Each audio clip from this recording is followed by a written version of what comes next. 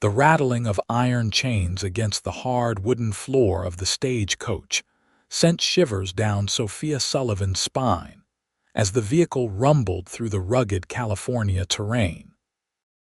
Her wrists were raw and bleeding beneath the cruel metal shackles, a grim testament to the 3 days she had spent traveling west as a prisoner bride, sold to a man she had never met. It was 1875, and Sophia had fallen victim to a cruel scheme. Back in Boston, a man claiming to be a marriage broker had promised her a position as a schoolteacher in the promising town of Watsonville, California. Instead, she found herself drugged, chained, and transported across the country to be delivered to Jerome Blackwell, a wealthy mine owner with a reputation for cruelty who had paid handsomely for a well-bred Eastern wife.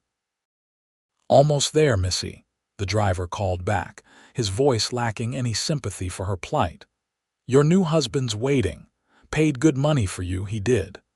Sophia straightened her back despite the pain coursing through her body. At 22, she had been raised to be a proper lady, educated and refined. Her parents' passing had left her vulnerable, but she had never imagined falling into such a nightmare. Despite her fear, defiance burned in her emerald eyes. She would not submit easily, no matter what awaited her. The stagecoach lurched to a stop outside a dusty trading post several miles from Watsonville. This wasn't the bustling town she had expected, just a lonely outpost where the exchange would take place, away from prying eyes. "Get her out," a gruff voice commanded from outside.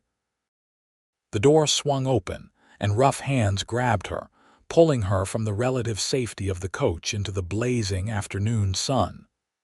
Sophia stumbled, her legs weak from days of limited movement, the chains between her ankles restricting her steps.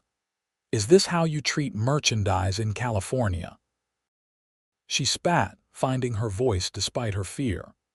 "I am a human being, not cattle," a heavy-set man with a scarred face laughed. "Spirited one, ain't she? Blackwell will enjoy breaking that out of you." Sophia's heart sank. The tales she had heard of Jerome Blackwell during the journey had terrified her. 3 previous wives, all dead under suspicious circumstances. A man who saw women as possessions to be used and discarded. "His man's running late," the driver said, checking his pocket watch. "Supposed to meet us an hour ago. You want me to take her to town?" "Nah, I'll wait. Got paid extra to make sure she gets delivered proper-like. Tie her to the post. I need a drink." They secured her chains to a hitching post like a horse, leaving her standing in the blistering sun while they retreated to the shade of the trading post's porch. Sophia surveyed her surroundings, looking for any chance of escape, but with her chains and the vast expanse of unfamiliar territory stretching in all directions, hope seemed distant. An hour passed, then 2. The men had forgotten her, drinking and playing cards inside. Sweat dripped down Sophia's face, her fine traveling dress now filthy from days of wear clinging to her body. Thirst tortured her, and she wondered if death might come before her husband arrived. The sound of approaching hoofbeats made her heart race with renewed fear. This was it, then her captor arriving to claim his purchase. Sophia steeled herself, determined to face whatever came with dignity, but the rider who appeared wasn't what she expected. He rode a magnificent chestnut stallion, his lean figure silhouetted against the setting sun. As he drew closer, she could make out his features: strong jawline, intense blue eyes beneath the brim of a worn leather hat, and several days' worth of stubble on his sun-bronzed face. The stranger dismounted smoothly, his eyes narrowing as he took in her condition. Without a word, he approached, his spurs jangling with each step. "Water," Sophia managed to croak, her pride momentarily forgotten in the face of desperate thirst. Without hesitation, the man unhooked a canteen from his saddle and brought it to her lips. Sophia drank gratefully, the cool liquid reviving her parched throat. "Thank you," she whispered when she had finished. "What's your name?" he asked, his voice deep but gentle, with none of the cruelty she had come to expect. "Sophia Sullivan," she answered, standing as tall as her chains would allow. "And I am not supposed to be here. I was tricked, drugged, and kidnapped." His eyes moved to her shackled wrists and ankles, taking in the dried blood where the metal had rubbed her skin raw. "I'm Zachary Mackenzie," he said simply. Then, with a determination that brooked no argument, he added, "And you're not staying in those chains another minute." Before Sophia could respond, the trading post door swung open and the men spilled out, alerted by the new arrival. "Hey there, stranger," called the driver. "You lost. This lady's spoken for." Zachary's hand moved to rest casually on his holstered pistol. "I don't see a lady here. I see a kidnapped woman being treated worse than cattle." The scarred man stepped forward, sneering. "Mind your own business, cowboy. This is a legal arrangement. She's a mail-order bride for Jerome Blackwell." "Blackwell?" Zachary's expression hardened. "The same Blackwell who's got half the territory in his pocket and 3 dead wives in the ground. What's it to you?" The driver's hand hovered near his own weapon. "I've got business with Blackwell," Zachary said, his voice deceptively calm. "And it looks like it just got more complicated." The tension in the air was palpable as both men measured each other, hands near their guns. Sophia held her breath, afraid to witness bloodshed but equally afraid of what would happen if this unexpected ally departed. "Listen here," the scarred man said. "We got paid good money to deliver her. You're interfering with business." Zachary's eyes never wavered. "How much?" "What?" The man looked confused. "How much did Blackwell pay you for her?" The men exchanged glances. $200, the driver finally said. Without hesitation, Zachary reached into his coat and pulled out a leather pouch. He counted out several gold coins and tossed them at the men's feet. $300. She's coming with me." The scarred man's eyes widened at the sight of the gold. "Now hold on. Blackwell ain't a man you want to cross. He'll hunt you down. Let him try." Zachary's voice held such cold confidence that even the hardened men before him seemed to reconsider their position. "The papers." After a moment's hesitation, the driver reached into his coat and produced a folded document, the fraudulent marriage contract that claimed ownership of Sophia.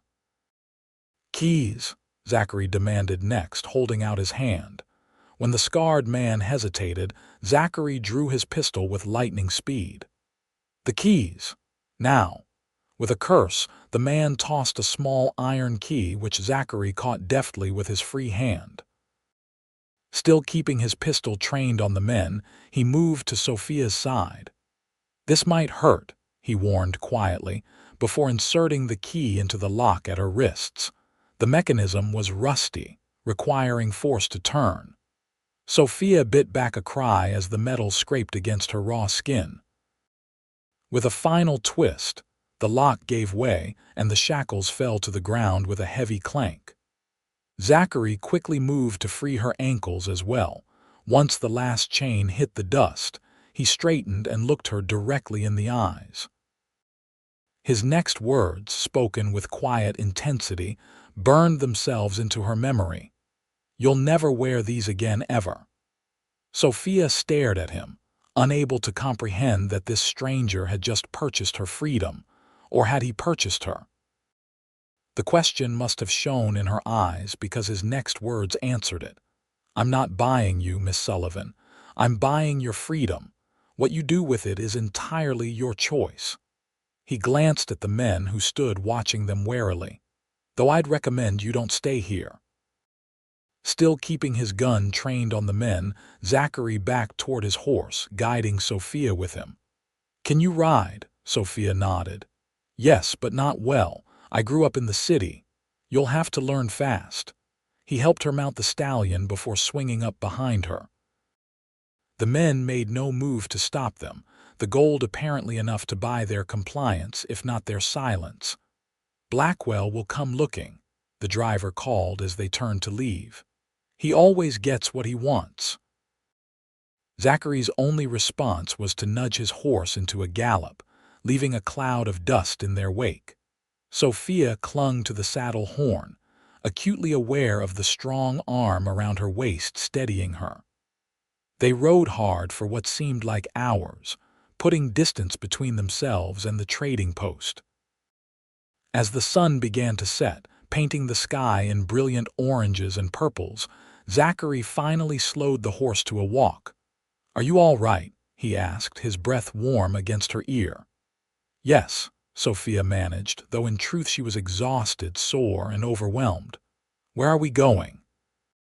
"There's a small homestead about an hour from here. Friends of mine. They'll give us shelter for the night and you can clean up." He paused. "After that, it's up to you. I can take you to Watsonville if you want or help you get passage back east." Sophia considered this. Going back east meant returning to nothing, no family, no prospects. But staying in California meant potentially facing the wrath of Jerome Blackwell. She shivered at the thought. "Why did you help me?" she asked instead of answering his question. Zachary was silent for a long moment. "Let's just say I've seen what Blackwell does to his wives. No one deserves that fate." There was something in his voice that told Sophia there was more to the story, but she didn't press. For now, she was content to ride in silence, feeling safer than she had in weeks, despite being miles from civilization with a man she barely knew. As darkness fell, they approached a small cabin nestled in a grove of trees. A warm light glowed from the windows, and smoke curled from the chimney. Sophia felt a surge of relief at the sight of this outpost of civilization. Zachary halted the horse and whistled a distinct pattern. After a moment, the cabin door opened, and a woman with graying hair stepped out, rifle in hand. Upon seeing Zachary, she lowered the weapon. "Zach, what brings you out this way? And with company, no less." "Evening, Martha," Zachary called, dismounting and helping Sophia down. "We need shelter for the night. It's a long story." Martha's kind eyes took in Sophia's disheveled appearance, the raw marks on her wrists, and her exhausted state. "Come in, child. You look like you've been through hell." Inside, the cabin was small but neat. An older man sat by the fire, pipe in hand.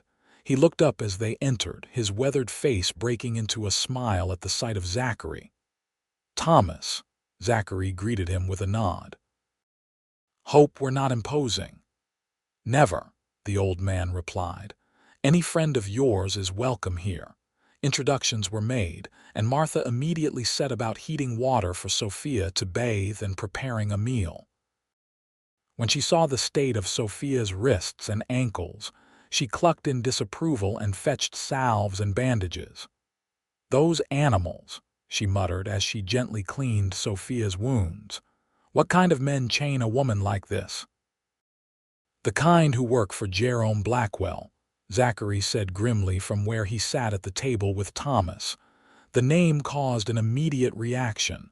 Thomas straightened, his expression darkening. "Blackwell, what's he got to do with this?" While Martha tended to Sophia, Zachary explained the situation, how he had come across Sophia chained to a hitching post, about to be delivered to Blackwell as his fourth wife. "The man's a monster," Thomas spat. "Everyone knows what happened to his other wives, but nobody can prove anything." "And now he'll be looking for both of you," Martha added, finishing her ministrations on Sophia's wrists. "He's not a man who takes kindly to being denied what he believes is his." Sophia felt a chill run through her. "I never agreed to marry him. I was tricked, told I was coming to be a school teacher." "Doesn't matter to men like him," Thomas said, shaking his head. "In his mind, he paid for you, so you belong to him." "Well, I paid more," Zachary said, a hint of humor in his voice despite the gravity of the situation. "Though as I told Miss Sullivan, I was buying her freedom, not her." Martha smiled at this. Always were a decent man, Zach, unlike most in these parts. After a hot bath and a change into a clean dress borrowed from Martha, Sophia felt almost human again. The hot stew Martha served revived her further, and for the first time in days she allowed herself to relax slightly. "What will you do now?" Thomas asked as they sat around the table after dinner. Sophia hesitated, looking to Zachary. "You mentioned Watsonville. Is it far from here?" "About 2 days' ride," he answered. "But Blackwell has influence there. It might not be safe." "I have nowhere else to go," Sophia admitted. "I sold everything I owned to come west, believing I had a position waiting for me." Martha and Thomas exchanged looks. "You're welcome to stay with us for a while," Martha offered, "until you figure things out." "That's very kind, but I wouldn't want to bring trouble to your door," Sophia said, touched by the offer. "If this man Blackwell is as dangerous as you say."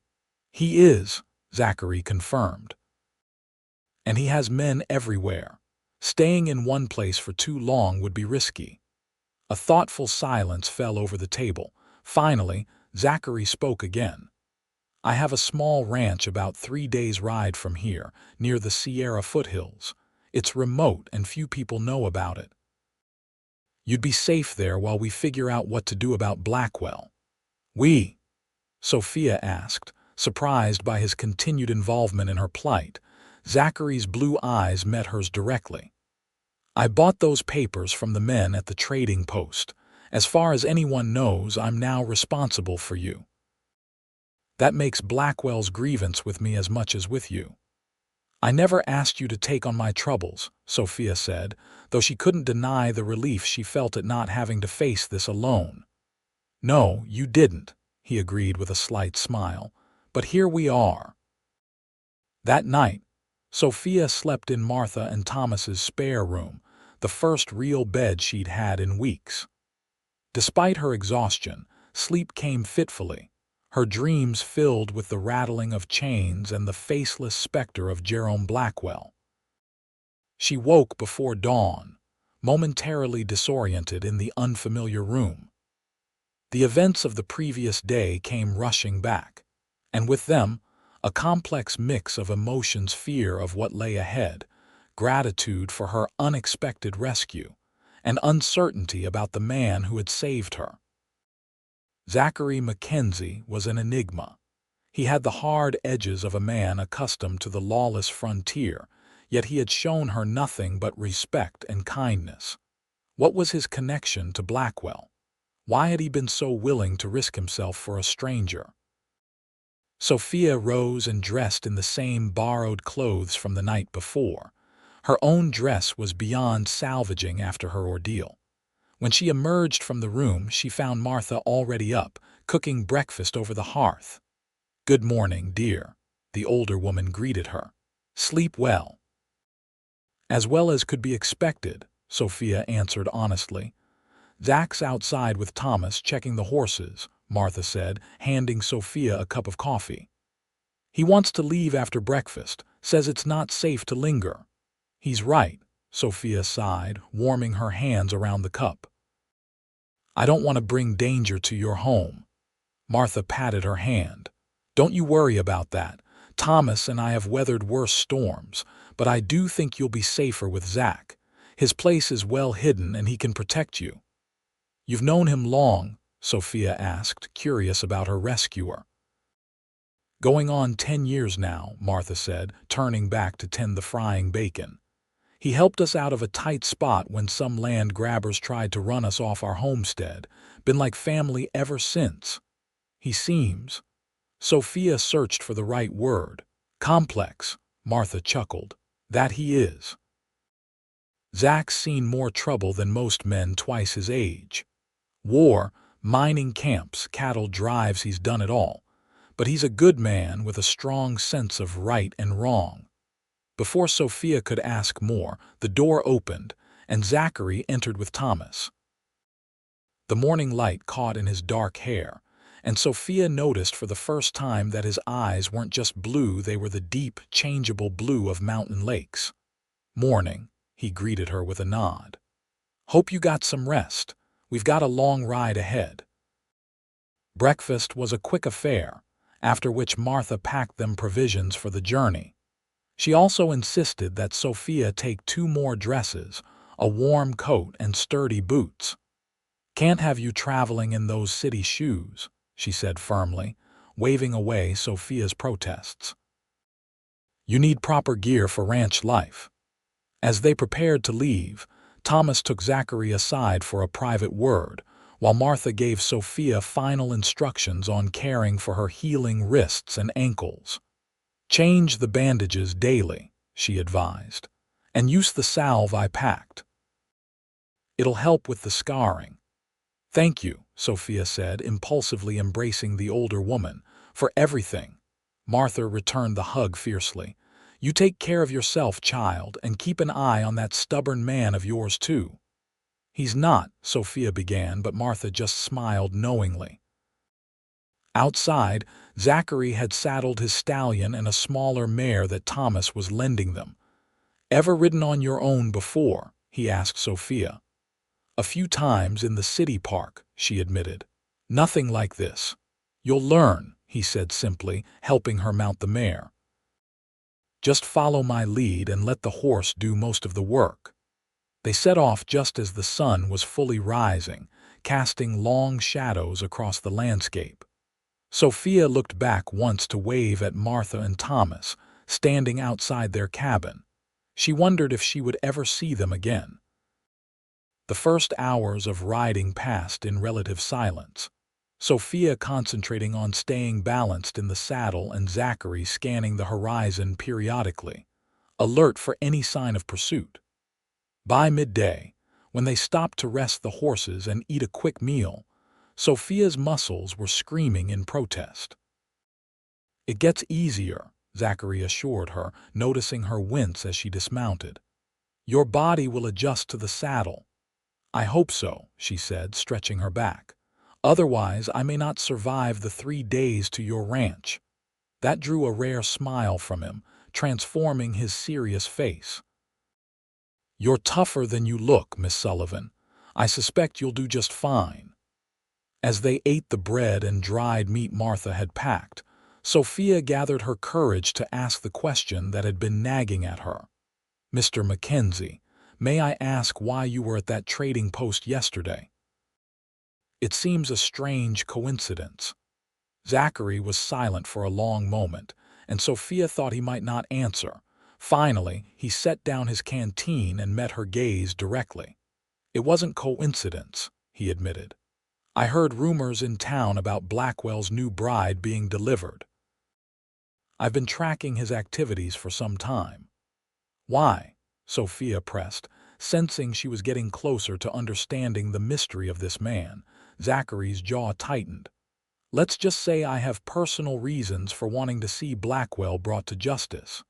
His previous wives." Sophia guessed, remembering the comments from the night before. "His second wife, Rebecca," Zachary confirmed, his voice dropping lower. "She was my sister." Sophia's hand flew to her mouth in shock. "I'm so sorry. 3 years ago she married him, thinking she'd found security. 6 months later she was dead, fell from a balcony according to Blackwell." His hand tightened around his canteen. "I know he pushed her, I just can't prove it. And the other wives, the first drowned in a bathtub, the third died in a mysterious fire." Zachary's eyes had gone cold. Each time, Blackwell emerged blameless with their property added to his holdings. "That's why you helped me," Sophia realized. "You were saving me from my sister's fate." "Partly," he acknowledged, "but also because no one deserves to be treated like property, chained and sold." His eyes drifted to her bandaged wrists. "When I saw you standing there, I couldn't ride away." The revelation of Zachary's connection to Blackwell added a new dimension to their situation. This wasn't just about her safety anymore, it was about justice for Rebecca and the other women who had died at Blackwell's hands. "What will he do when he discovers I'm gone?" Sophia asked as they resumed their journey. "He'll be furious," Zachary said bluntly. "He's not used to losing. And when he learns who took you—" He didn't need to finish the thought. They rode harder that afternoon, Zachary clearly anxious to put more distance between them and any potential pursuers.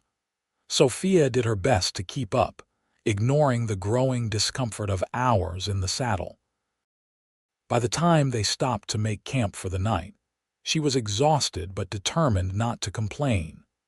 Zachary selected their campsite carefully, a small clearing sheltered by rocks, with good visibility of the surrounding area. He built a small, nearly smokeless fire and prepared a simple meal from their provisions. "You should rest," he told her after they had eaten. "I'll keep watch." "All night?" Sophia asked, concerned. "You need sleep too." "I'm used to short nights," he assured her. "It's safer this way, at least until we're farther from Blackwell's territory." Sophia wanted to argue but knew he was right. Instead, she settled onto the bedroll he had prepared for her, wrapping herself in the blanket Martha had provided. "Thank you," she said softly, looking up at Zachary's silhouette against the starlit sky. "For everything." He nodded once, his expression unreadable in the dim light. "Get some sleep, Miss Sullivan. Tomorrow will be another long day." Despite her exhaustion, Sophia found herself lying awake, watching Zachary as he sat motionless, staring into the darkness beyond their camp.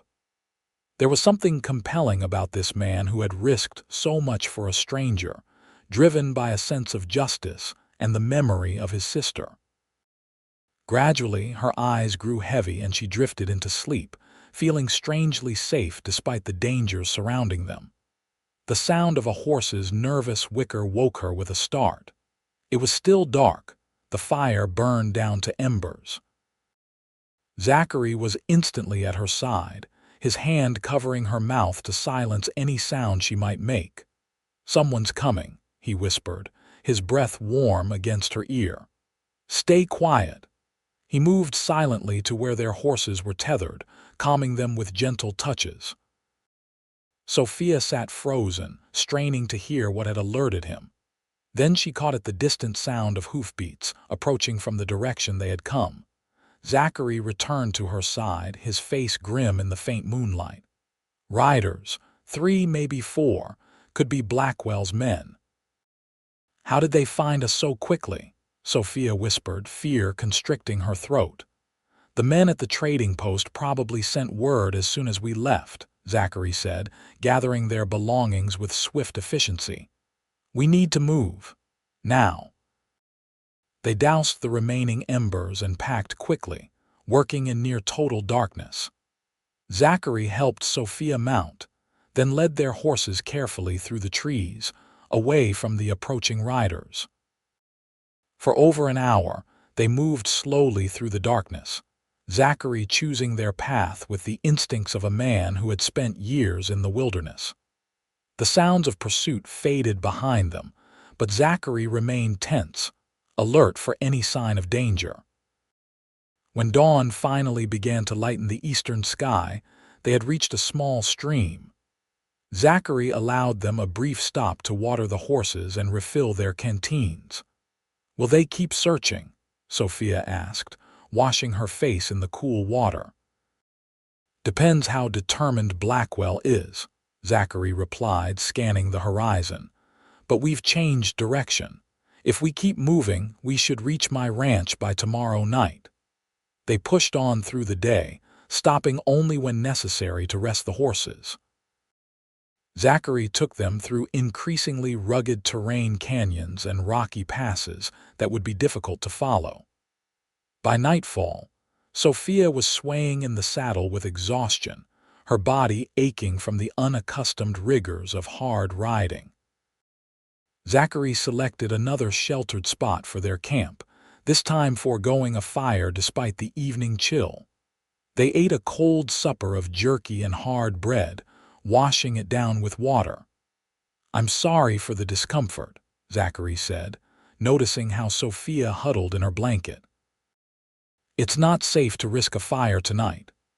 "I understand," she assured him, though her teeth chattered slightly. "I'd rather be cold than captured." Without a word, Zachary moved to sit beside her and wrapped his own blanket around both of them. The shared warmth was immediate and welcome, though Sophia felt a flutter of nervousness at his proximity. "Thank you," she murmured, gradually relaxing as warmth returned to her limbs.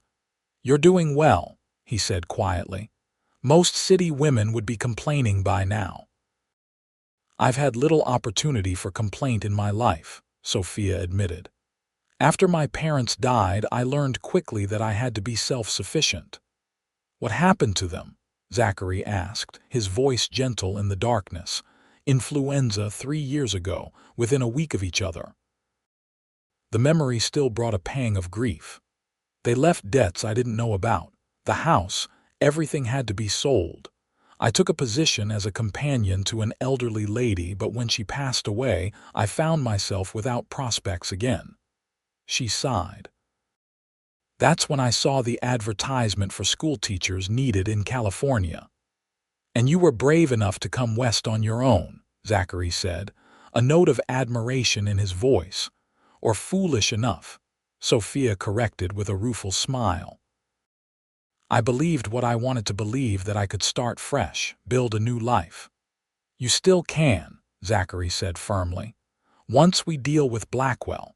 The way he said "deal with" sent a shiver through Sophia that had nothing to do with the cold. "What do you plan to do?" Zachary was silent for a long moment. "I've been gathering evidence against him for years. Witnesses, documents showing how he acquired his wife's properties. It's not enough yet, but with your testimony about the kidnapping." He paused. "There's a federal marshal I trust. With enough evidence, he could bring charges." "And if that fails?" Sophia asked, sensing there was more to his plan. "Then I'll handle it another way," Zachary said, his tone making it clear the subject was closed. They fell silent after that, each lost in their own thoughts. Despite her concerns about what lay ahead, Sophia found herself drawing comfort from Zachary's solid presence beside her. He was still largely a mystery, this taciturn cowboy with a vendetta against Blackwell, but she trusted him in a way she couldn't quite explain. Eventually, exhaustion overcame her, and she drifted to sleep, her head unconsciously coming to rest against Zachary's shoulder. She didn't see the way he looked down at her, or feel the gentle touch as he brushed a strand of hair from her face. Morning came all too soon, with Zachary gently waking her just as dawn broke. They ate quickly and set off again, pushing their horses as much as they dared.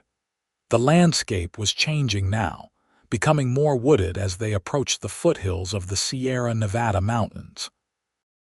By midday, Zachary's vigilance had relaxed slightly.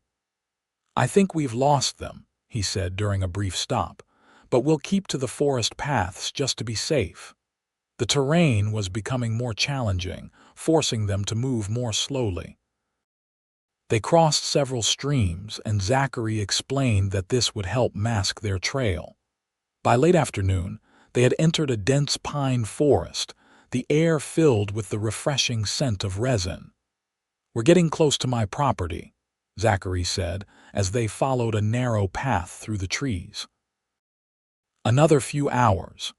Sophia felt a surge of relief. The promise of safety, even temporary, was welcome after days of hard travel and constant vigilance. But as they rounded a bend in the trail, Zachary suddenly pulled his horse to a halt, his posture tense. "What is it?" Sophia asked, her heart racing. Zachary gestured for silence, his hand moving to the rifle secured to his saddle. Ahead of them, barely visible through the trees, was a thin column of smoke. "Someone's at my cabin," he said grimly. They dismounted and secured the horses, then proceeded on foot, moving silently through the underbrush. Zachary led the way, his movements those of a man accustomed to tracking and hunting. Sophia followed as quietly as she could, fear making her breath come in short gasps. As they neared the edge of a clearing, Zachary motioned for her to stay back. He crept forward, using the trees for cover, then returned a few minutes later, his expression a mix of relief and concern. "It's not Blackwell's men," he said in a low voice. "It's my neighbor, Joe Wilkins. He sometimes checks on the place when I'm gone." "Is it safe?" Sophia asked, still uncertain. "Joe's a good man, but it's strange he's here now. I didn't tell anyone I was leaving." Zachary frowned thoughtfully. "Stay here until I call for you." Sophia watched as Zachary stepped into the clearing, calling out to alert his friend to his presence. She couldn't hear their conversation, but after a few minutes, Zachary turned and waved for her to join them. The cabin was smaller than she had expected, a simple, one-room structure built of solid logs, with a stone chimney and a small covered porch.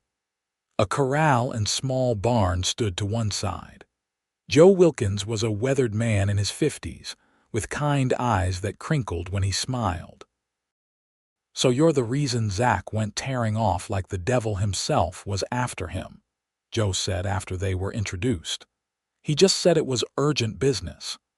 Zachary gave Joe a condensed version of the situation, omitting some details but making it clear that Sophia was in danger from Blackwell. "Damn," Joe whistled low. "You've stirred up a hornet's nest this time, Zach. Blackwell's not a man to cross lightly." "I know," Zachary said grimly. "That's why I brought her here. It's the safest place I know." "Not as safe as you might think," Joe said, his expression serious. "There was a man asking questions in town yesterday. Didn't give his name, but he was asking about you, whether anyone had seen you recently." Zachary's jaw tightened. "Description: city man. Well-dressed. Had a scar here." Joe traced a line from his left eye down his cheek. "Martin," Zachary said, recognition in his voice. "Blackwell's right-hand man. He already has men searching for us." Sophia asked, dismayed. "How did he know we'd come this way?" "He doesn't," Zachary assured her. "He's just covering all possibilities." "Martin knows I've been investigating Blackwell. It makes sense he'd check if I was involved."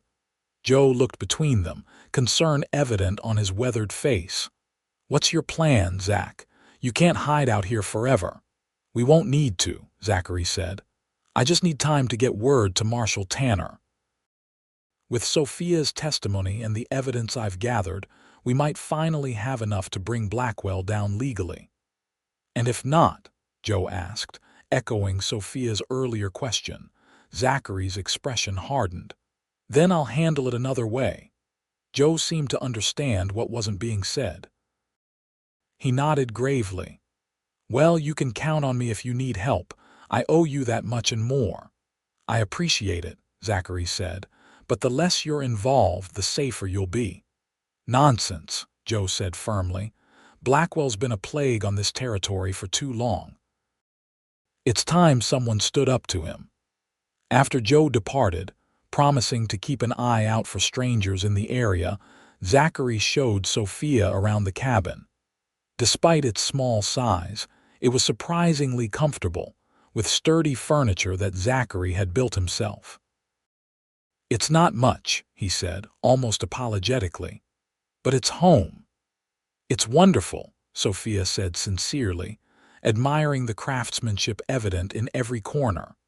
A large stone fireplace dominated one wall, bookshelves filled with well-worn volumes lined another, and a curtained alcove contained a bed. A table and chairs sat near the only window, which looked out onto the forest. "You can take the bed," Zachary said, gesturing to the alcove. "I'll sleep by the fire." Sophia wanted to protest but knew it would be futile. Instead, she asked, "How long have you lived here?" "About 5 years," Zachary answered, setting about lighting the fire that Joe had prepared. "After Rebecca died, I couldn't stay in town anymore. Too many memories and too close to Blackwell." "It's very peaceful," Sophia observed, watching as he moved efficiently around the cabin, lighting lamps as dusk began to fall. "That's why I chose it," he said. "After the war, I needed peace." "You fought?" Sophia asked, Realizing how little she knew about this man who had risked so much for her, Zachary nodded, his expression momentarily distant. Union cavalry saw more bloodshed than any man should. He shook off the memories visibly. But that's long past now.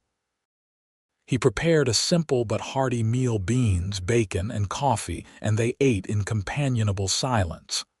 After dinner, Zachary pulled out a map and spread it on the table. "We're here," he said, pointing to a spot in the foothills. "Town is about 20 miles that way.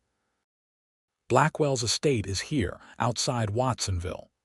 His finger moved to a location some distance away. "If Martin's in town asking questions, it means Blackwell knows you're missing but doesn't know who took you or where you are." "Yet," Sophia added grimly. "Yet," Zachary agreed. "But we have an advantage. Blackwell doesn't know about this place, few people do, and he doesn't know you're with me specifically. He's probably got men searching in all directions." "What's our next step?" Sophia asked, studying the map. "Tomorrow, I'll ride to the telegraph office in the next town over less chance of being recognized there. I'll send a message to Marshal Tanner. With luck, he can be here within a week. And until then, we wait," Zachary said simply, "and stay alert."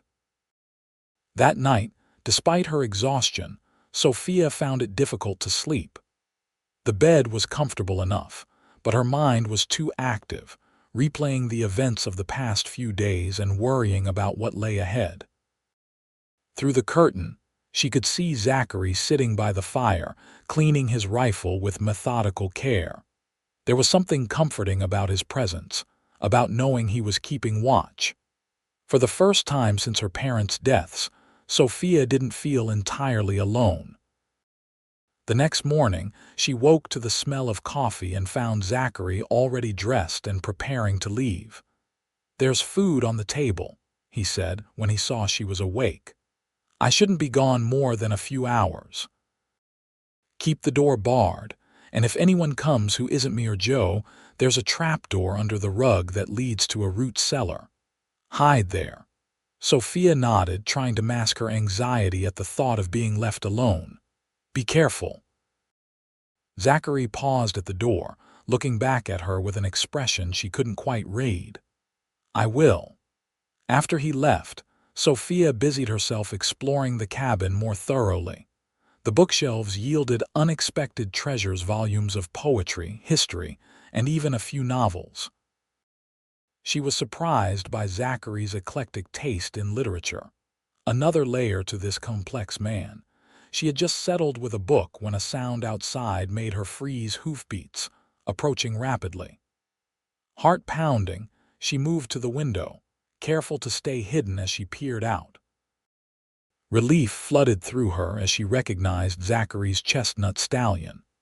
But her relief quickly turned to alarm when she saw Zachary slumped in the saddle, one hand pressed to his side. Sophia rushed outside as Zachary practically fell from his horse. Blood soaked the left side of his shirt and his face was ashen. "What happened?" she gasped, helping him toward the cabin. "Ambush," he ground out through clenched teeth. "Two men, Blackwells. They were watching the telegraph office." Inside, Sophia helped him to a chair and quickly fetched water and clean cloths. "Let me see," she insisted, gently pulling his hand away from the wound. A deep gash ran along his ribs, a knife wound, not a bullet. Zachary hissed in pain as Sophia cleaned it, revealing that while it was bleeding profusely, it didn't appear to have hit anything vital. "You need stitches," she said, trying to keep her voice steady. "There's a medical kit in that trunk," Zachary directed, his breathing labored. "Rebecca was a nurse during the war. She taught me some things." Sophia found the kit and returned to his side. "I've done some nursing as well," she said, threading a needle with steady hands. "This will hurt."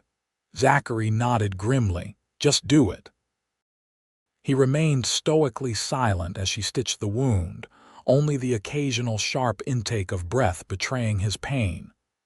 When she was done, Sophia bandaged him carefully, then helped him to the bed, despite his protests. You need to rest, she insisted. You've lost blood. Too weak to argue, Zachary allowed her to settle him on the bed. The men, he said as she covered him with a blanket. I got one of them. The other escaped. What does that mean for us? Sophia asked, fear creeping back into her voice. It means Blackwell will soon know where we are, Zachary said grimly. We need to prepare, but preparation would have to wait. Exhaustion and blood loss soon had Zachary drifting into an uneasy sleep.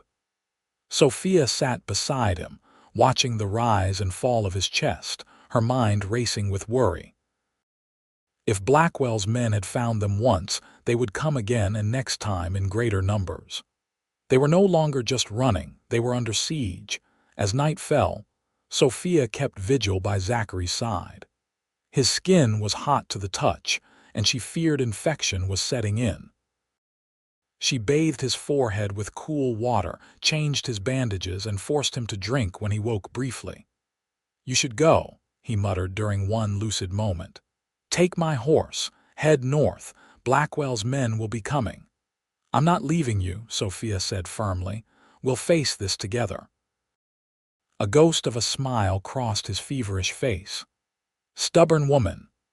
Pot kettle, she retorted, relieved to see a spark of his usual spirit. By morning, Zachary's fever had broken and he was able to sit up and eat a little.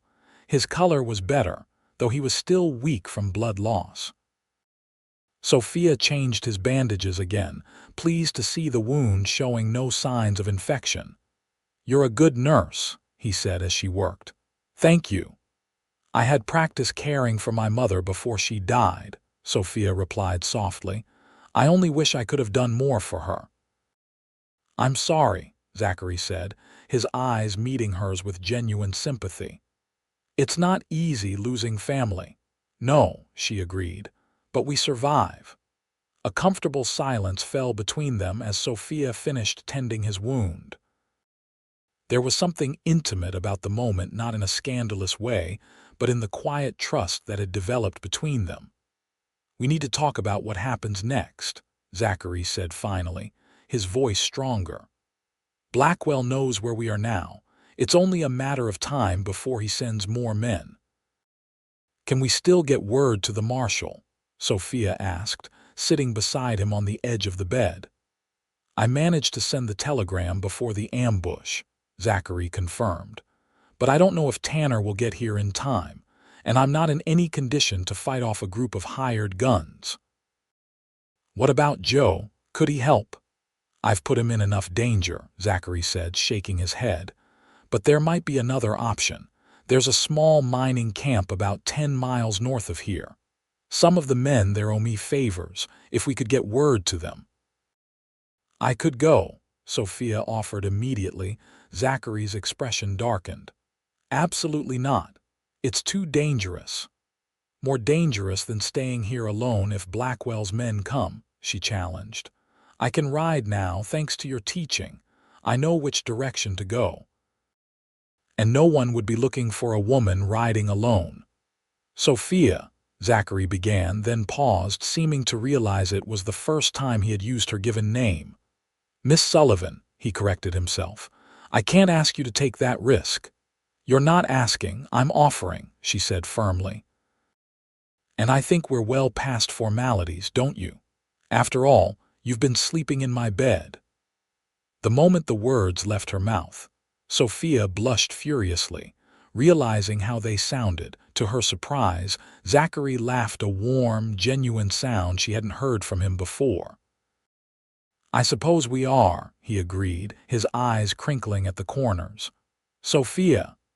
The way he said her name sent an unexpected flutter through her chest. She stood quickly, needing a moment to compose herself. I should check on the horses, she said, moving toward the door. Sophia, Zachary called after her, his voice serious once more. Be careful. Outside, Sophia took a deep breath of the cool mountain air, trying to calm her racing heart. What was happening to her? In the midst of danger, with a murderous man hunting them, she was developing feelings for Zachary Mackenzie. It was madness. And yet, In the few days they had known each other, he had shown her more kindness and respect than any man she had ever met. He had risked his life to save her, not once but repeatedly. Was it so surprising that her heart was responding? Shaking off these unsettling thoughts, Sophia tended to the horses, making sure they were fed and watered. As she worked, she considered their situation. Zachary was right. Staying here, just the two of them, was increasingly dangerous. But the idea of riding alone to find help terrified her. When she returned to the cabin, she found Zachary had managed to get up and was sitting at the table, studying his map. He looked up as she entered, his expression troubled. "I've been thinking," he said without preamble. "You're right, we can't stay here, but I don't want you riding alone to the mining camp." "What's our alternative?" Sophia asked, coming to look at the map.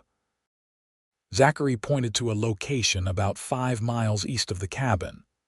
"There's an old trapper's hut here. It's well hidden and few people know about it. We could go there, stay until I'm stronger or until Tanner arrives." "Can you ride?" Sophia asked doubtfully, looking at his bandaged side. "I'll manage," Zachary said grimly. "We'll leave at first light tomorrow. Pack only what we absolutely need." That evening, as they prepared for their departure, a sense of foreboding hung over the cabin.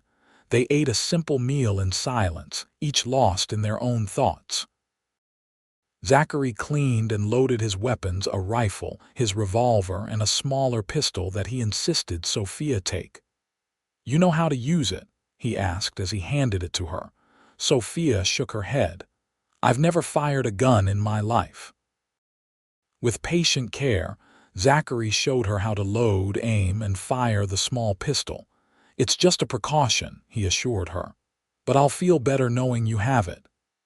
As night deepened, Zachary insisted that Sophia take the bed again while he kept watch by the fire.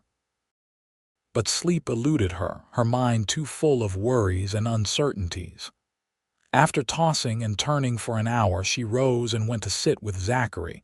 He looked up as she approached, surprise evident on his face. "Can't sleep?" "No," she admitted, settling beside him on the bench. "Too much thinking." Zachary nodded in understanding. "It's been a lot to take in, these past few days." "That's an understatement," Sophia said with a soft laugh. "A week ago, I was a respectable Eastern lady traveling west to be a schoolteacher. Now I'm a fugitive, hiding in the mountains with a wounded cowboy, being hunted by a murderous mine owner." "When you put it that way, it does sound rather dramatic," Zachary agreed, a hint of humor in his voice. "Not exactly the California adventure you were hoping for." "No," Sophia said, looking into the fire. "But not all of it has been bad." Their eyes met in the flickering light, and something passed between them, an acknowledgement of the connection that had formed so quickly and unexpectedly. For a moment, Sophia thought Zachary might reach for her hand, but instead he looked away, his expression becoming guarded once more. "You should try to rest," he said softly. "Tomorrow will be difficult." Reluctantly, Sophia returned to bed, aware that something had shifted between them, whether toward closer understanding or greater distance. She wasn't sure. Dawn came too soon, gray light filtering through the cabin's single window. They prepared in near silence, Sophia packing food and medical supplies while Zachary saddled the horses. His movements were stiff, pain evident in his face despite his efforts to hide it, but he waved away her concerns. "I've ridden with worse," he said simply. "We need to move." They set out as the sun was just beginning to crest the mountains, following a narrow trail that wound deeper into the forest. Zachary led the way, alert despite his injury, constantly scanning their surroundings for any sign of danger. The trapper's hut was more primitive than the cabin, just a single room with a stone fireplace and a dirt floor. But it was well hidden in a dense grove of pines, with a small stream nearby for water. Most importantly, It offered a defensible position with good visibility of the surrounding area. "It's not much," Zachary said as they dismounted, "but it should keep us safe until Tanner arrives." Sophia helped him unsaddle the horses and set up their meager camp. By the time they finished, Zachary was pale and sweating, his wound clearly paining him. "You need to rest," Sophia insisted, guiding him to a pallet she had prepared near the fireplace. "I'll keep watch for a while." Too exhausted to argue, Zachary allowed her to help him lie down. Sophia checked his bandages, relieved to see the wound still looked clean, then covered him with a blanket. "Wake me in 2 hours," he murmured, already drifting toward sleep. "No matter what." "I will," she promised, though she had no intention of doing so unless necessary. He needed rest more than anything. As Zachary slept, Sophia sat by the small window, pistol in her lap, watching the forest outside. The day passed slowly, each rustling leaf and snapping twig making her heart race. But no danger materialized, and by late afternoon, Zachary was awake again, looking somewhat restored by his rest. "You let me sleep too long," he accused mildly as he joined her by the window. "You needed it," she replied unapologetically. "How's your side?" "Better," he said, though she suspected he was downplaying the pain. "No sign of trouble, nothing," Sophia confirmed. "It's been quiet." Zachary nodded, but his expression remained tense. "Too quiet, maybe. Blackwell's not the type to give up easily." As if his words had summoned trouble, the distant sound of a horse's whinny reached them. Zachary's hand went instantly to his gun, his entire body alert. "Stay here," he whispered, moving silently to the door, "and keep that pistol ready." Heart pounding, Sophia watched as Zachary slipped outside, using the trees for cover as he moved toward the source of the sound. Minutes ticked by agonizingly slowly. Finally, just as she was about to follow him, the door opened and Zachary returned with Joe Wilkins. "Joe," Sophia breathed in relief. "Thank goodness it's you." The older man looked grim as he entered the hut. "Wish I brought better news," he said. "Blackwell's men are scouring the hills, at least a dozen of them, maybe more. They found your cabin this morning, Zach." Tore it apart looking for clues. Zachary's expression hardened. "How did you find us?" "You told me about this place years ago," Joe reminded him. "Figured it was where you'd head if trouble came to your door." He glanced at Zachary's side. "And it looks like it did." Quickly, they brought Joe up to speed on the situation: Zachary's wound, the telegram to Marshal Tanner, their plan to wait for help. "Tanner's a good man," Joe agreed. "But even if he got your telegram right away, he's at least 3, maybe 4 days out. And Blackwell's men are getting closer by the hour." "What do you suggest?" Zachary asked, his tone making it clear he valued the older man's opinion. Joe considered for a moment. "There's safety in numbers. The mining camp, I thought of that," Zachary interrupted. "But getting there means crossing open country. Too exposed." "Not if you go through Carson's Pass," Joe countered. "It's longer, but it keeps you in the trees most of the way." They discussed the options, finally agreeing that the mining camp offered their best chance of safety until Marshal Tanner arrived. They would leave at first light, taking advantage of the cover of early morning fog that often settled in the valley. "I'll ride with you," Joe offered. "Extra gun can't hurt." Zachary started to protest, but Joe waved him off. "Save your breath, son. I'm in this now whether you like it or not. Besides, Blackwell's had it coming for years. About time someone stood up to him."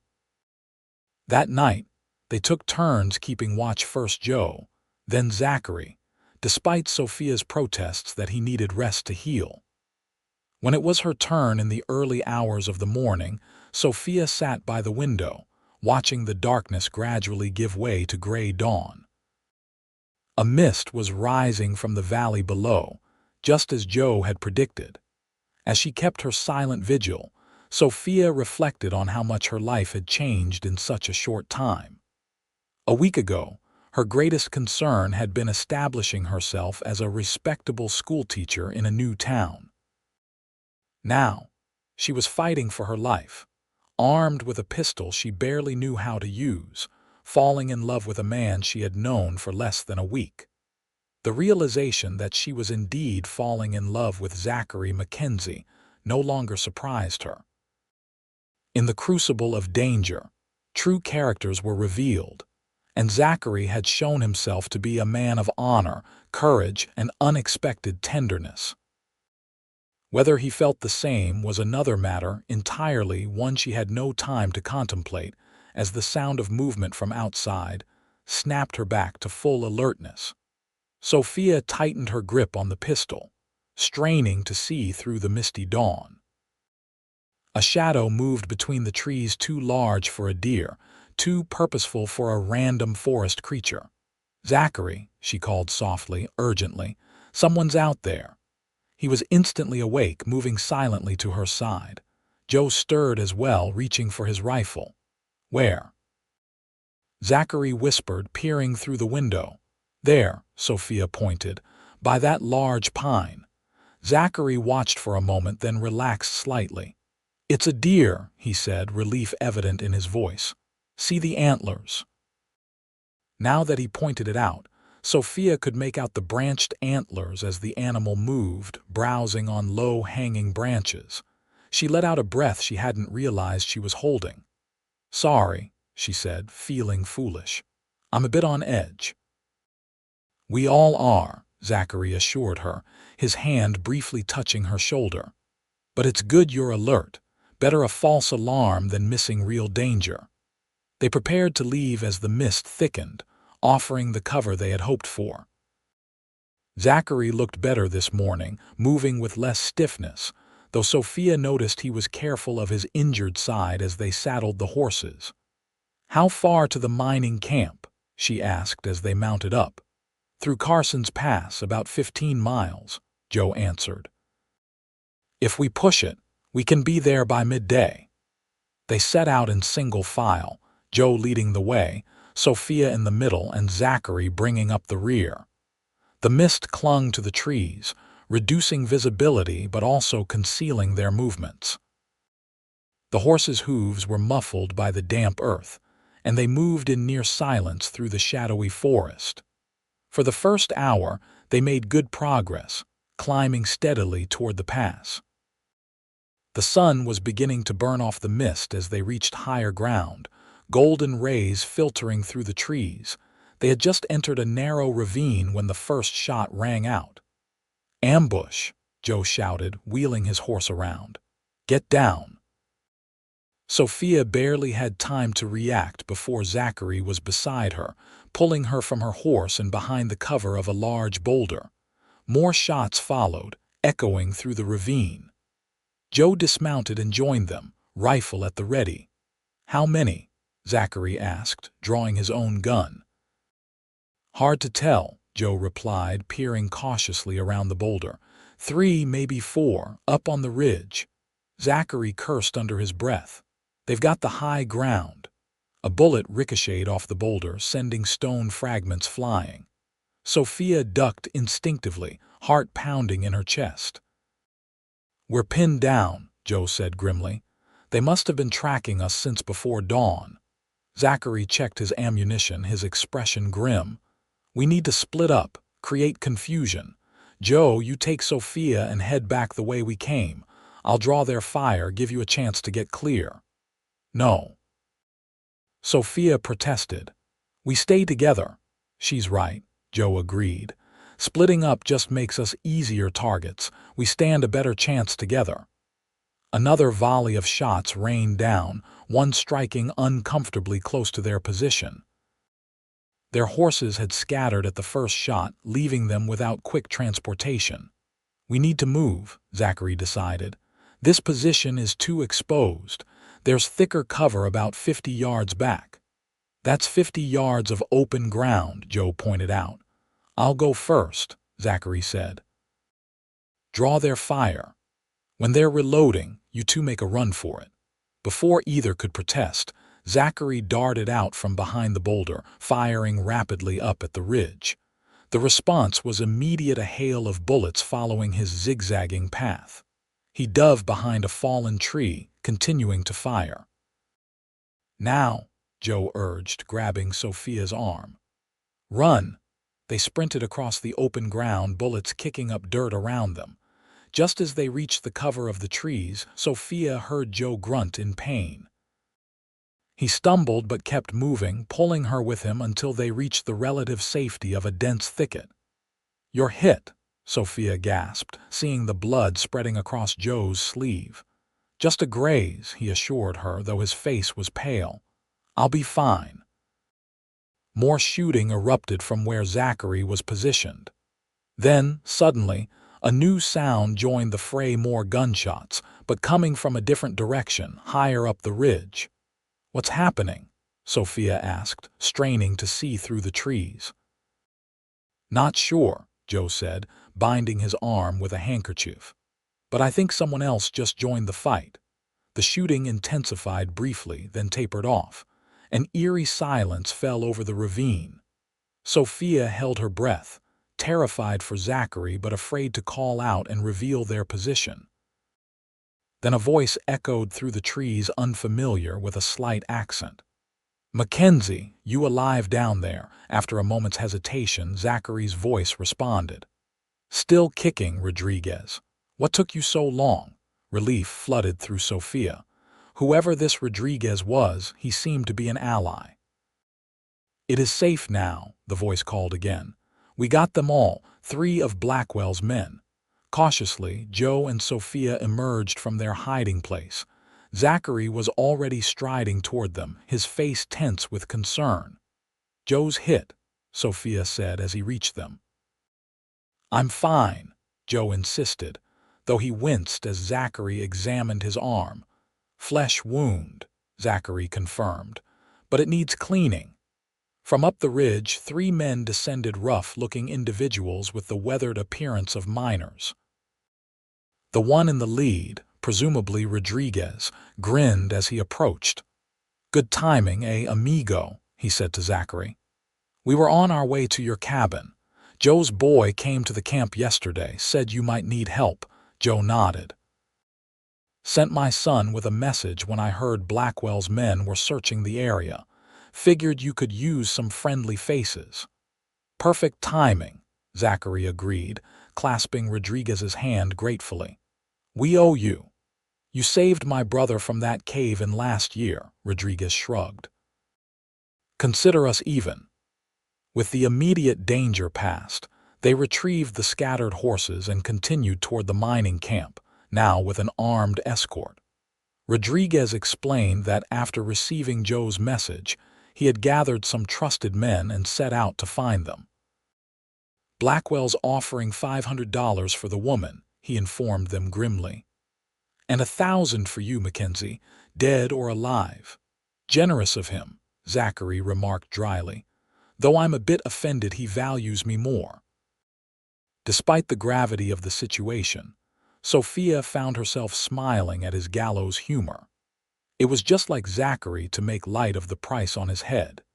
The mining camp was a collection of rough cabins and tents clustered around a stream where the men panned for gold. Despite its crude appearance, it offered what they needed most: safety in numbers and men willing to stand against Blackwell. Rodriguez led them to his own cabin, a small but sturdy structure near the center of camp. "You can stay here," he offered. "My brother and I will bunk with the others." Joe's wound was tended to by a former Army medic among the miners. Zachary's side was checked as well, the stitches Sophia had placed holding firm despite the morning's exertion.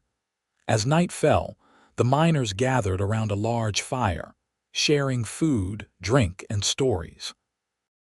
Sophia found herself warmly welcomed, these rough men showing unexpected courtesy to the only woman in camp.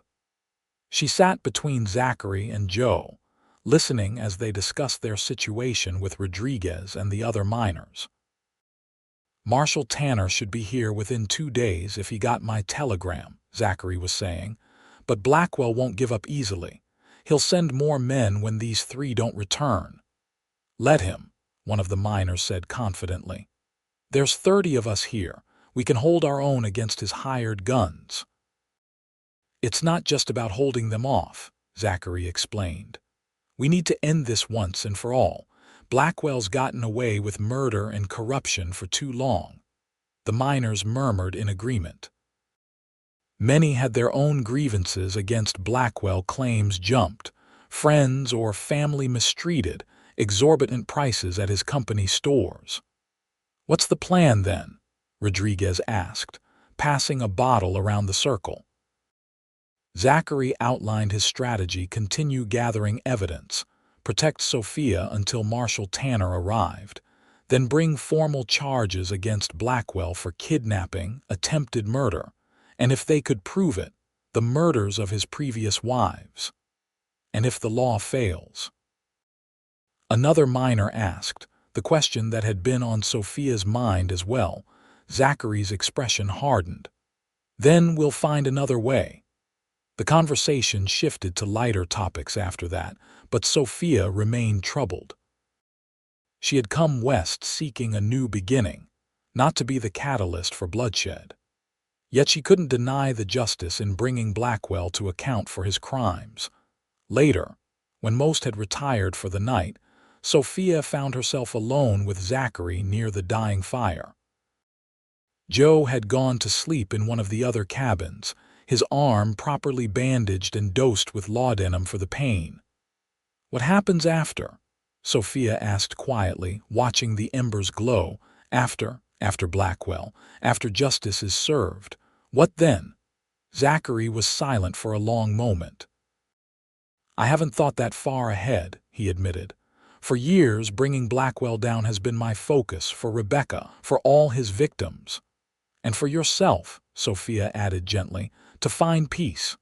He looked at her then, really looked at her as if seeing something new. Yes, he acknowledged. For peace. What will you do with it when you have it? She pressed. Will you stay here, go somewhere else? I don't know, Zachary said honestly. My cabin was home, but now. He shrugged. What about you? Still want to be a school teacher in Watsonville? Sophia considered the question. I still want to teach, she said slowly. But perhaps not in Watsonville. Too many memories now and not good ones. Understandable. They sat in companionable silence for a while, watching the fire die down to coals. The night was clear, stars spreading across the sky in a breathtaking display seldom visible in the city. I never thanked you properly, Sophia said finally, for saving me that day, for breaking those chains. Zachary shook his head. You don't need to thank me. Anyone with a conscience would have done the same. No, Sophia disagreed. Most would have looked the other way. It was easier, safer. You chose to help a stranger at great risk to yourself. She reached out impulsively, covering his hand with hers. So thank you, Zachary Mackenzie. For my freedom. He looked down at their hands, then slowly turned his to clasp hers. You're welcome, Sophia Sullivan. The moment stretched between them, full of unspoken feelings. Zachary's eyes, reflecting the dying firelight, held a warmth that made Sophia's heart beat faster. For a breathless moment, she thought he might lean forward, close the distance between them. Instead, he gently squeezed her hand and released it. We should get some rest, he said, his voice rough with what might have been regret. Tomorrow will be another long day. Sophia nodded, trying to hide her disappointment. Good night, Zachary. Good night, Sophia. In Rodriguez's cabin, lying on a borrowed pallet, Sophia stared at the rough-hewn ceiling, replaying the moment by the fire. Had she imagined the connection between them?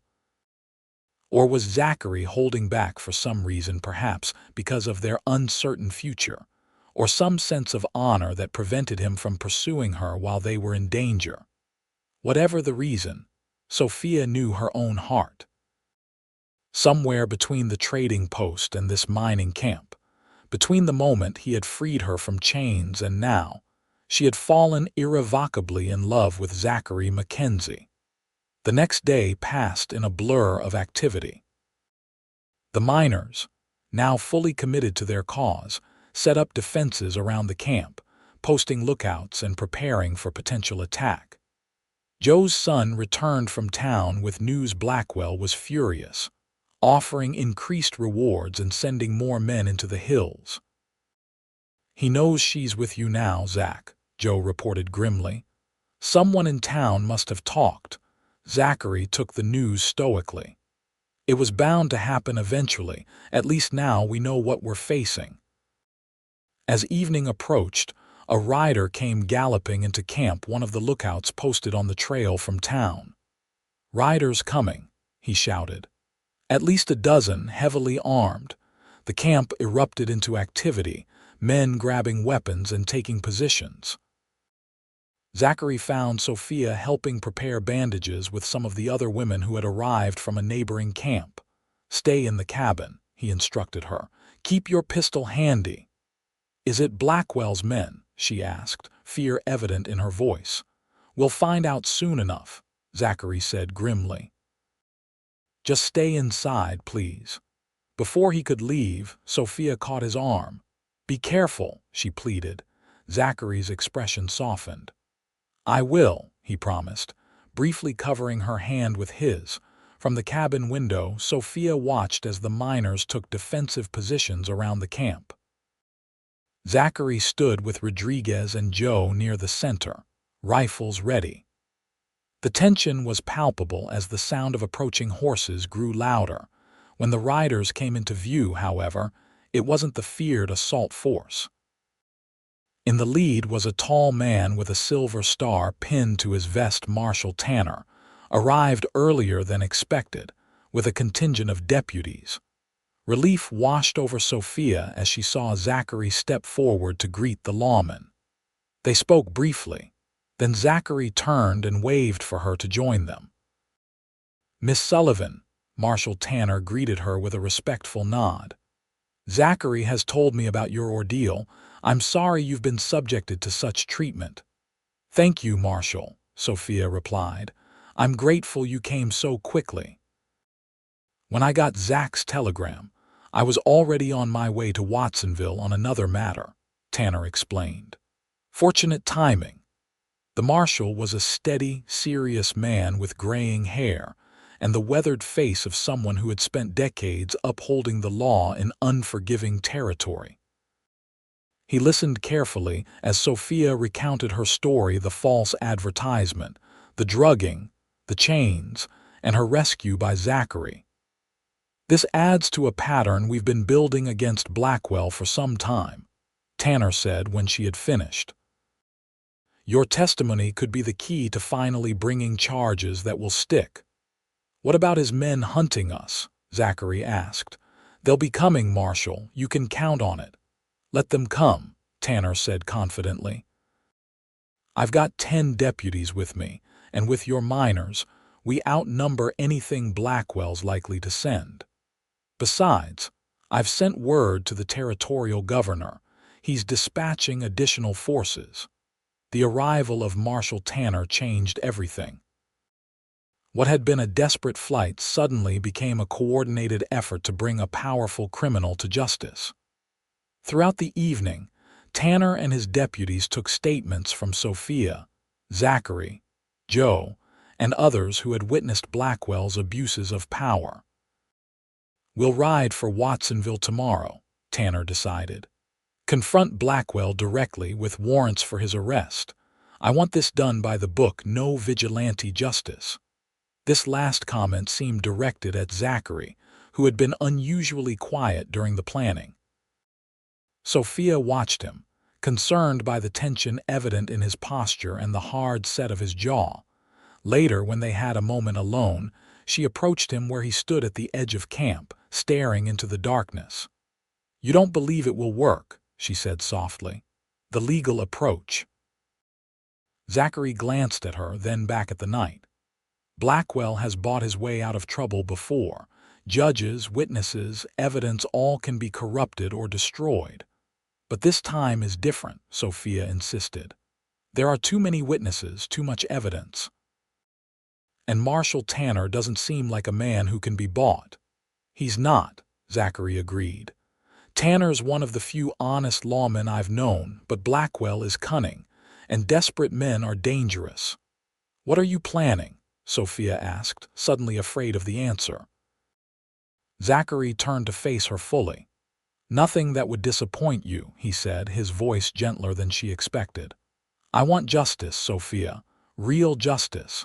If Tanner can deliver that through the courts, no one will be happier than me. And if he can't, then we'll cross that bridge when we come to it, Zachary said, effectively closing the subject. You should get some rest. Tomorrow will be a significant day. Sophia wanted to press further but recognized the futility. Instead, she nodded and turned to go. Zachary's voice stopped her after a few steps. Sophia, she looked back questioningly. Whatever happens tomorrow, he said, his eyes intense in the moonlight, know that meeting you has been unexpected and important to me. It wasn't quite a declaration, but it was something, an acknowledgement of feelings that went beyond their shared predicament. Sophia felt a warm glow spread through her chest. For me as well, she replied softly, holding his gaze for a moment longer before returning to the cabin. Morning brought a flurry of activity as the camp prepared for the journey to Watsonville. Marshal Tanner organized his deputies, the miners who would accompany them, and the safest route to take. Miss Sullivan will ride with my most experienced men, Tanner decided. Zachary, you'll be with me. I want to discuss strategy as we travel. The procession that left the mining camp was impressive, nearly 30 armed men escorting Sophia to confront her would-be husband. It was a far cry from her arrival in chains just a week earlier. The journey to Watsonville took most of the day, the large group moving more slowly than Sophia and Zachary had on their own. As they descended from the foothills toward the valley where Watsonville was situated, Sophia felt a growing sense of apprehension. What would happen when they confronted Blackwell? Would he surrender peacefully, or would there be violence? And after what then? The questions that had plagued her the night before returned, still without answers. They made camp that night just a few miles from town, planning to enter Watsonville in the morning. Marshal Tanner wanted daylight and witnesses for the confrontation, to prevent any later claims of impropriety. That evening, as they sat around the campfires, the mood was subdued. The miners told stories and played cards, but there was an underlying tension that couldn't be dispelled. Zachary was particularly quiet, keeping to himself at the edge of camp. Sophia found him there, staring at a small daguerreotype by the light of a small lantern. Your sister. She guessed, sitting beside him. He nodded, handing her the image. A pretty young woman with Zachary's blue eyes smiled back at her, frozen in time. Rebecca was always the better one of us, Zachary said softly. Kinder, more forgiving. She believed in the good in people, even after all she'd seen in the war. She sounds wonderful, Sophia said, returning the picture carefully. She was. Zachary tucked the daguerreotype back into his shirt pocket. Tomorrow she finally gets justice. What will you do after? Sophia asked, returning to the question that had been left unanswered the night before. Zachary was silent for a long moment.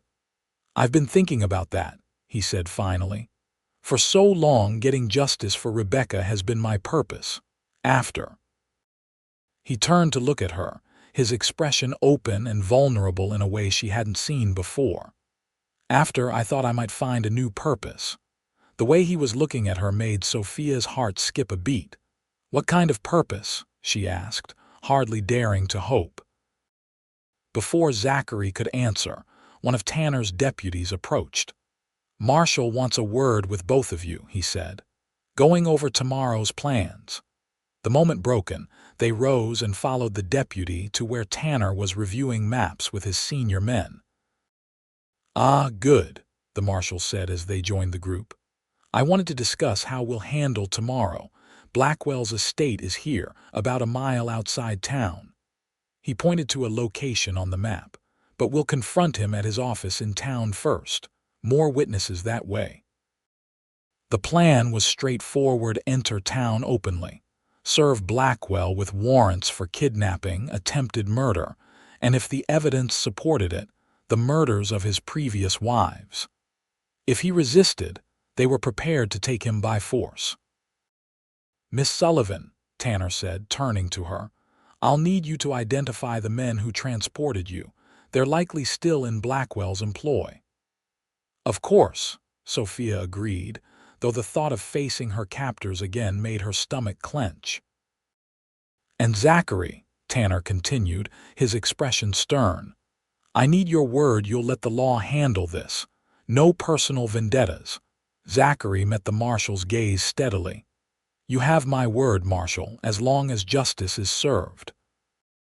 Tanner seemed satisfied with this, and the meeting broke up shortly after. As they walked back toward their respective sleeping areas, Sophia found herself once again alone with Zachary. "You never answered my question," she said quietly, "about what purpose you might find." Zachary stopped walking, turning to face her in the moonlight. For a moment, he simply looked at her, as if memorizing her features. "I thought," he said finally, his voice low and intimate, "that maybe I could find purpose with someone who understands loss but hasn't let it make her bitter. Someone brave enough to start over in a new place. Someone who sees the good in people, like Rebecca did." Sophia's breath caught in her throat. "And have you found such a person?" she asked, though she knew the answer from the way he was looking at her. "I believe I have," Zachary said softly, reaching out to take her hand. "If she's interested in having a stubborn cowboy with a complicated past in her life." Sophia smiled, her heart full to bursting. "I think she might be," she whispered. "Very interested, in fact." Zachary's free hand rose to gently cup her cheek. "After tomorrow," he promised. "After this is done, we'll talk about what comes next, for both of us." It wasn't the declaration of love Sophia might have dreamed of, but it was a promise of a future together, and that was more than she had dared hope for just days ago. "After tomorrow," she agreed, turning her face slightly to press a kiss to his palm. They parted then, each to their own bedroll, but with a new understanding between them, an unspoken agreement that whatever tomorrow brought, they would face it together. Dawn broke clear and cool over the valley, the town of Watsonville visible in the distance. The procession formed up again, this time with Sophia riding beside Zachary, just behind Marshal Tanner and his senior deputies. "Nervous?" Zachary asked as they mounted up. "A little," Sophia admitted. "But mostly I just want this to be over." "Soon," he promised, his expression determined. They rode into town as a unified force, drawing curious stares from the townspeople. Word of their approach must have spread, because by the time they reached the main street, people were lining the boardwalks, watching with undisguised interest. Blackwell's office was in an imposing stone building at the center of town, a testament to his wealth and influence. Marshal Tanner halted the procession outside, dismounting and gesturing for Zachary and Sophia to join him. "Ready?" he asked them both.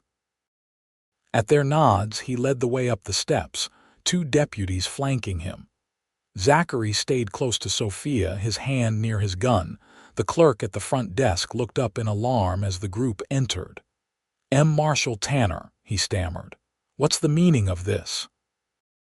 "I'm here to see Jerome Blackwell," Tanner said firmly. "Official business."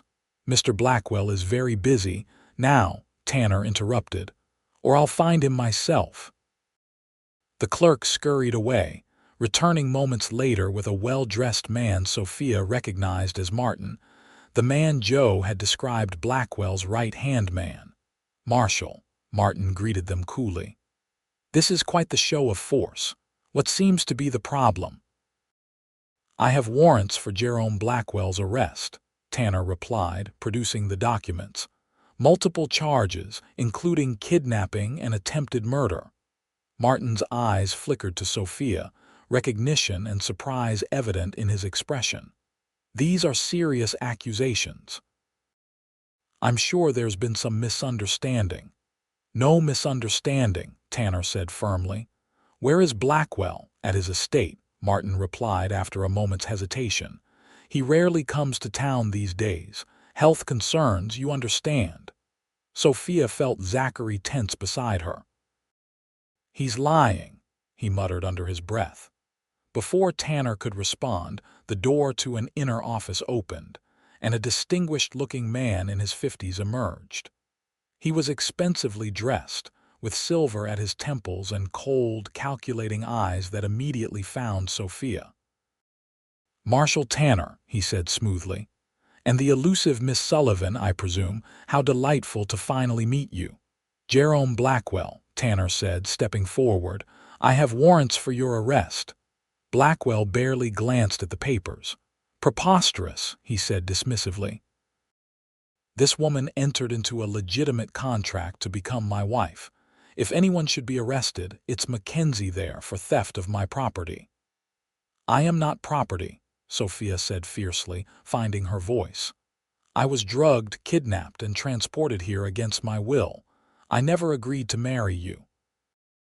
Blackwell smiled coldly.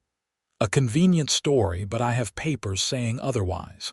"Forgeries," Zachary interjected, "and we have witnesses who will testify to the kidnapping plot." "Your word against mine," Blackwell shrugged.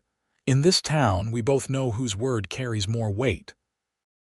Marshal Tanner had heard enough. "Jerome Blackwell, you're under arrest. Come peacefully or I'll have you restrained." For a moment it seemed Blackwell might actually comply.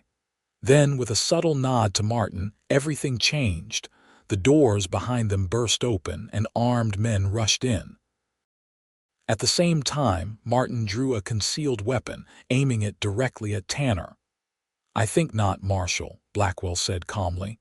"You're outnumbered in my town." But Blackwell had miscalculated. The miners and deputies outside, hearing the commotion, flooded into the building.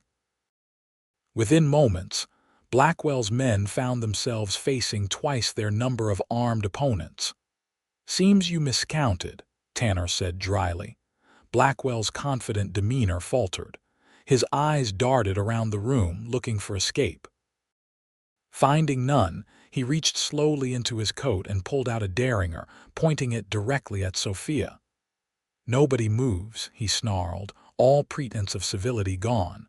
"Or the lady dies first." Time seemed to slow. Sophia saw Zachary tense beside her, saw Tanner's hand move toward his gun, saw the cruel determination in Blackwell's eyes. What happened next was so quick that later, Sophia would have trouble remembering the exact sequence.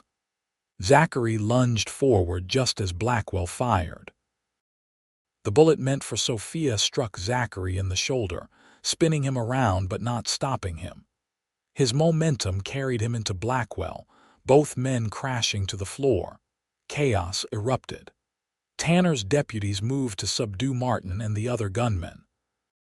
Shots were fired, men shouted, and through it all, Sophia could only watch in horror as Zachary struggled with Blackwell on the floor, blood spreading across his shirt.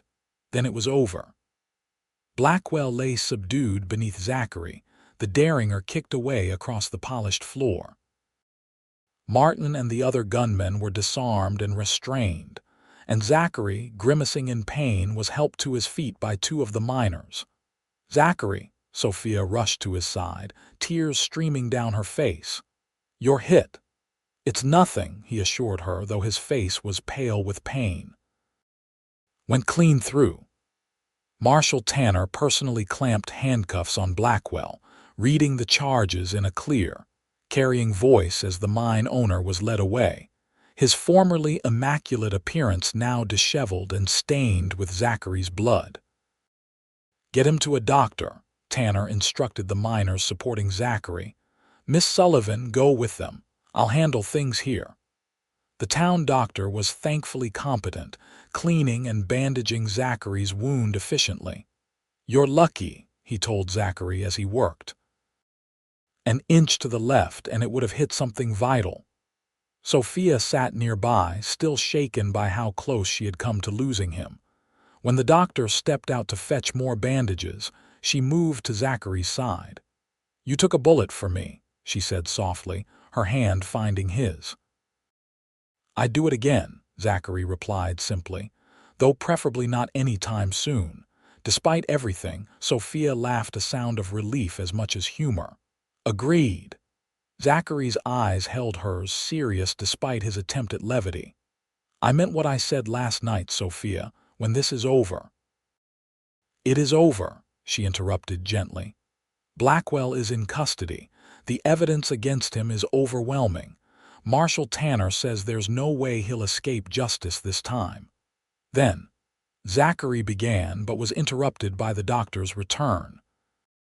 Later that evening, with Zachary resting comfortably in a room above the doctor's office, Marshal Tanner came to update them on the situation.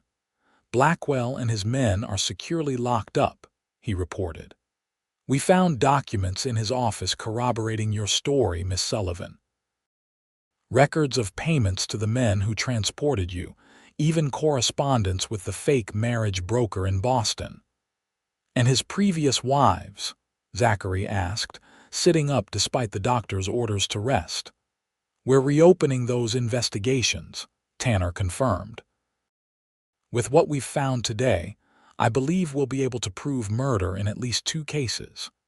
"So it's really over," Sophia said, still hardly believing it. "Blackwell's reign of terror is over," Tanner agreed. "He'll hang for his crimes or, at the very least, spend the rest of his life in prison." After the marshal left, promising to return in the morning for formal statements, Sophia and Zachary were alone again. She sat beside his bed, her hand still entwined with his. "So," Zachary said, breaking the comfortable silence between them, "about that future we discussed." Sophia smiled, her heart lighter than it had been in days. "Yes, I'm not a wealthy man," Zachary began. "My cabin's small and life in the foothills can be hard, but it's beautiful country and there's room to build. The town nearby needs a school teacher." He paused, suddenly uncertain. "If that's something you might be interested in." "Zachary Mackenzie," Sophia said, leaning closer. "Are you asking me to stay with you?" "I'm asking for more than that," he said quietly. "I'm asking if you might consider becoming my wife. Not because of any contract or obligation, but because I've fallen in love with you, Sophia Sullivan." Joy bloomed in Sophia's heart. "Yes," she whispered, tears of happiness gathering in her eyes. "Yes, I would very much consider that." Zachary's free hand rose to cup her cheek, drawing her closer. "I promised you'd never wear chains again," he murmured. "The only bonds I offer are those of love and respect." "Those are the only ones I'll ever accept," Sophia replied, closing the distance between them for their first kiss tender, gentle, and full of promise for the future. 1 year later, the schoolhouse bell rang, signaling the end of the day. Children gathered their books and slates, filing out with calls of "Goodbye, Mrs. Mackenzie," and "See you tomorrow, Mrs. Mackenzie." Sophia smiled as she watched them go, still not entirely used to her new name even after 6 months of marriage. Outside, several parents waited to collect younger children. Among them was Zachary, having ridden in from their ranch a few miles outside town. "How was your day, Mrs. Mackenzie?" he asked, dismounting to greet her with a kiss. "Wonderful, Mr. Mackenzie," she replied, her eyes twinkling.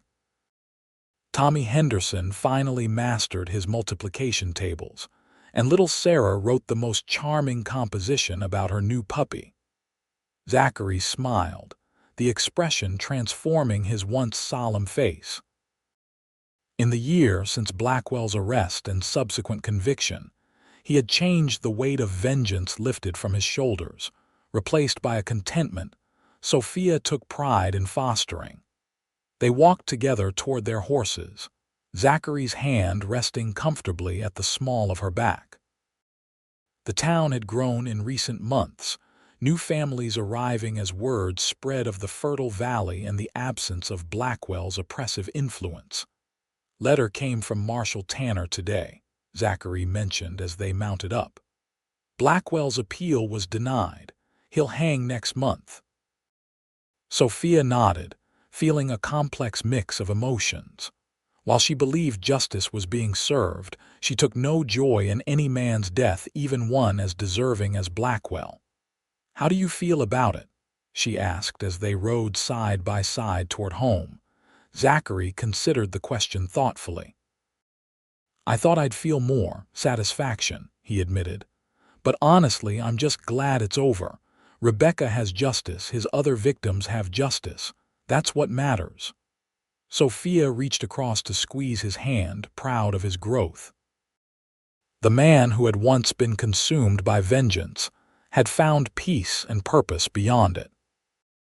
Their small ranch came into view as they crested a hill. The cabin, significantly expanded over the past year. The corral where Zachary bred and trained horses. The garden Sophia had planted, now lush with summer vegetables. It wasn't grand or luxurious, but it was theirs, built with love and hard work. As they dismounted, Zachary pulled Sophia into his arms for a longer, more thorough kiss than propriety had allowed in town. "What was that for?" she asked, breathless, when they finally parted. Zachary smiled, his blue eyes warm with love. "Just grateful," he said simply. "For you, for this," he gestured to their home. "For every day since I saw a beautiful woman in chains and knew I had to set her free." "I'm the grateful one," Sophia countered, leaning into his embrace. "You didn't just break my physical chains that day, Zachary. You showed me what real freedom means, to love and be loved without conditions or constraints." Hand in hand, they walked toward their home as the setting sun bathed the valley in golden light. From the lowest point in her life, chained and destined for a cruel fate, Sophia had found not just freedom but true happiness, with a man who valued her strength and spirit as much as her heart. And as for Zachary, who had once lived only for vengeance, he had found something far more valuable, a love that healed old wounds and promised a future brighter than any past shadow could dim. As they crossed the threshold of their home, Zachary paused, looking down at his wife with a tenderness that still made her heart skip a beat. "No more chains," he murmured, echoing his promise from that first day. "Only love." "Only love," Sophia agreed, rising on tiptoes to seal the promise with a kiss. And in that moment, in the home they had built together, they were both exactly where they were meant to be, free, loved, and looking forward to whatever adventures lay ahead in their shared journey.